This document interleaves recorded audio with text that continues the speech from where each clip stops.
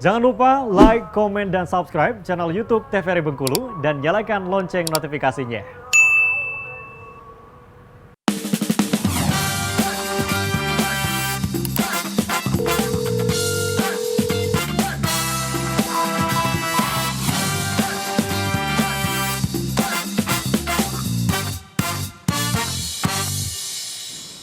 Ya pemirsa, Anda kembali menyaksikan Dokter Kito bersama Kito Sehat bersama dengan Dokter Putri dan juga Dokter Sony yang membahas tentang penyakit tinea corporis ataupun penyakit gatal-gatal nih. Silakan dilanjutkan Dokter Sony, tadi pembahasan sempat tertunda. Nah, ini dimulai dari yang pengobatan tadi ya.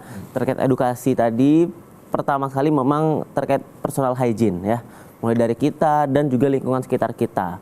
Yang sering terjadi adalah mungkin pasien mengeluhkan kalau dia tinggal di asrama. Itu yang paling sering mengeluhkan ya. Karena kenapa? Mungkin secara tidak sadar dia sudah memisahkan gitu kan. Tapi kadang ada temennya lah gitu kan. Dia nggak tahu gitu kan. Mungkin dia lagi keluar, temennya duduk ke sini, akhirnya tertular lagi. Itu yang mesti jadi problematika, sering sekali terjadi. Iya, sempat kawan teman yang tertular juga ya, kembali lagi akhirnya balik gitu ya, Dok. Pengobatannya berulang terus gitu kan. Orang yang sudah pernah kena tinea pasti bisa kena lagi. Kalau memang personal hygiene lagi jelek gitu. Kemudian farmakologinya. Nah, ini mungkin teman-teman bisa beli obatnya sebenarnya di apotek-apotek ada ya, nah, gitu kan. Jadi makanya saya bilang tadi terapinya itu lihat seberapa banyak lesi yang mengenai tubuhnya. Gitu. Apakah dia perlu pengobatan secara topikal? Topikal itu langsung ke lukanya atau memang perlu terapi-terapi sistemik. Sistemik itu melalui obat minum biasanya. Nah, ini yang merupakan keputusan dari tenaga kesehatan ya, dokter terutama untuk memberikan terapi ini. Apakah perlu terapinya combo atau cuma satu aja? Itu dilihat dari seberapa banyak jumlah lesinya ya, terus seberapa sudah parahkah lesinya gitu. Itu yang harus dilihat. Nah, mungkin terapi yang paling sering digunakan adalah golongan-golongan azol imidazol dan juga golongan alilamin. Mungkin teman-teman pernah dengar ya istilahnya kalau subtopikal tuh kayak ketokonazol, mikonazol ya kan, ya emang itu memang golongan-golongan jamur gitu kan. Memang terjual bebas di apotek, tapi yang mungkin teman-teman nggak tahu ini penggunaannya adalah ini benar nggak sih sakit jamur gitu kan, apakah ini alergi gitu. Nah, beda-beda ya, ya, balik yang saya bilang tadi, seandainya itu adalah sebuah jamur, terus teman-teman beli obatnya tentang obat kortikosteroid, malah itu akan memperparah kejadian jamurnya gitu. Tapi sebaliknya kalau misalnya dia alergi, kalian kasih obat jamur nggak ada efek apa-apa. Jadi percuma ya, gitu. Yang kalian tidak bisa membedakan adalah terkait dua hal itu, yang sulit dibedakannya. Makanya terapi topikal ini ya bisa aja teman-teman beli di luar gitu. Golongan-golongan terutama kayak golongan azol imidazol sih, golongan ketokonazol itu bisa dibeli. Kemudian terapi sistemiknya. Nah, terapi sistemik ini kalau dalam dunia kedokteran itu ada first line, second line, third line-nya ya. Ada lini pertamanya apa gitu. Nah, kalau misalnya penyakit-penyakit dengan tinea corporis, spesifik corporis ya, golongan-golongan yang diutamakan di terapi sistemik adalah golongan-golongan sistemiknya alilamin. Golongan alilamin. Itu kayak mungkin biasa dengar griseofulvin, mungkin jarang ya dengarnya ya. Yang mungkin sering dikenal apa? Tablet ketokonazol gitu, mikonazol gitu, itrakonazol ya, pokoknya yang ujungnya zole-zole. Itu pasti udah sering tahu teman-teman. Makanya kadang ada luka kurap udah lama dikit orang langsung beli aja mikonazol tanpa memastikan ini benar nggak sih memang kurap gitu. Yang mesti harusnya diketahui. Nah, terus ini yang mau saya tekankan terkait edukasi. Jadi jamur ini tidak semuanya itu disebabkan karena adanya personal hygiene yang jelek. Bisa jadi salah satu faktor resikonya yang paling sering ya untuk sekarang adalah obesitas. Ya, di obesitas itu pasien yang punya obesitas biasanya di perutnya, terutama obesitas sentral, itu biasanya ada lipatan-lipatan perut. Nah, itu adalah daerah yang rawan sekali untuk timbul atau berkembang biaknya jamur. Karena dia lembab gitu ya? Iya, lembab gitu kan. Terus yang kedua, pada wanita di daerah lipatan bawah payudara. Nah, ini adalah salah satu faktor risiko yang sangat sering terjadi tinea. tinea corporis spesifiknya ya. Makanya saya bilang tadi, tidak semua penyakit tinea ini adalah terkait personal hygiene yang jelek. Bisa jadi yang perlu dihilangkan adalah kalau dia obesitas, ya kita perbaiki status gizinya, turunkan ke perlahan dari overweight kemudian ke normal gitu. Ya, itu yang harus dilakukan. Terus yang kedua adalah pasien-pasien dengan diabetes. Diabetes ini kalau teman-teman mau ngobatin jamur terus-terusan tetapi gula darahnya masih tinggi, percuma juga. Masih tetap hidup deh ya Masih tetap jamur. hidup. Makanya yang harus ditekankan adalah perbaiki gula darahnya, maka perbaikan luka terkait tinea ini juga akan ikut membaik. Nah, ini yang harus diperhatikan.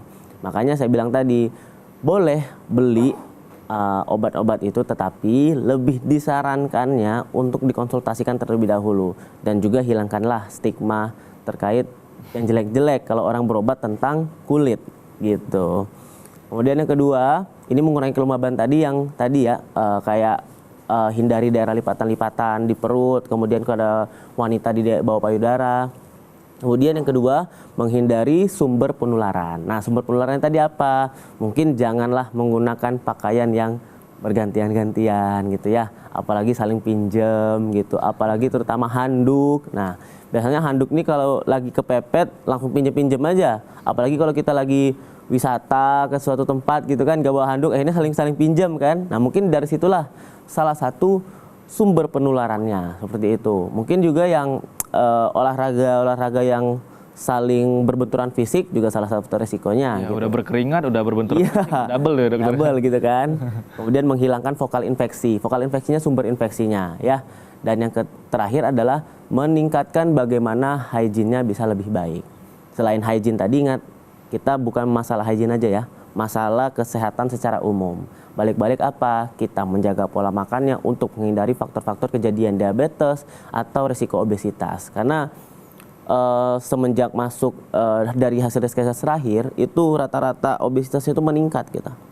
Ya, mulai dari overweight, obesitas itu meningkat semua. Makanya ini adalah salah satu faktor kendali kita untuk menghilangkan resiko terjadinya tinea corporis gitu pada pasien-pasien yang beresiko. Iya. Terutama sih pasien-pasien DM sebenarnya. Tapi diabetes itu yang paling sering bukan diabetes, kan ada orang yang bentuk diabetes kurus ya. Iya. Yang diabetes gemuk biasanya, badannya besar, itu resikonya lebih tinggi. Atau juga salah satu ini paling sering, pasien-pasien yang punya penyakit HIV. Oh, ini juga ya, Ya, dokter? karena kenapa? Proses imunnya kan lemah. Jadi dia mudah Ya, terserang gitu ya. karena proses imunnya lemah, akhirnya proses infeksinya lebih sering terjadi. Oke, berarti ketika imunnya cukup baik gitu ya dokter, walaupun ada kontak fisik dia belum tentu Bisa, terkena tentu, ya. iya. Kalau kontak fisiknya sekali-sekali ya kan, makanya yang orang bergulat sih memang faktor risikonya kecil gitu. Malah yang pasien yang kena HIV tadi salah satu itunya, penyebabnya bisa jadi karena imunnya lagi rendah gitu.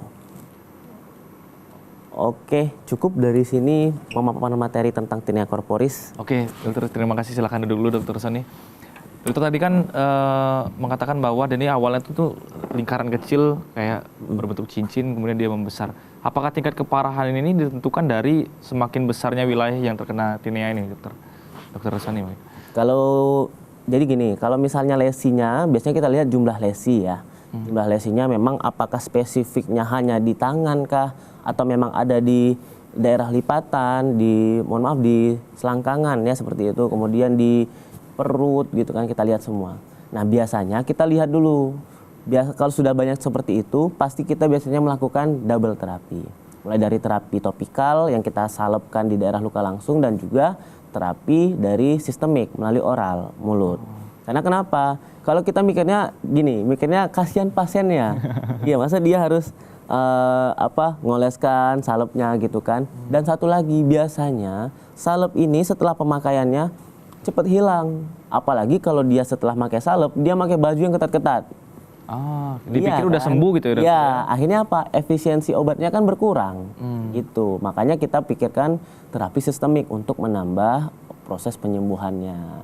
Gitu. Makanya kita melihat, kalau dokter tuh melihatnya secara aktivitasnya. Ini aktivitasnya apa nih? Apakah mudah berkeringat kah gitu kan? Atau memang ada pekerjaan lain gitu.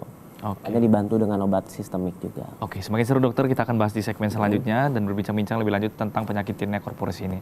Pemirsa TVRI Bengkulu, jangan kemana-mana, tetap di Dokter Kito, Samo Kito Sehat.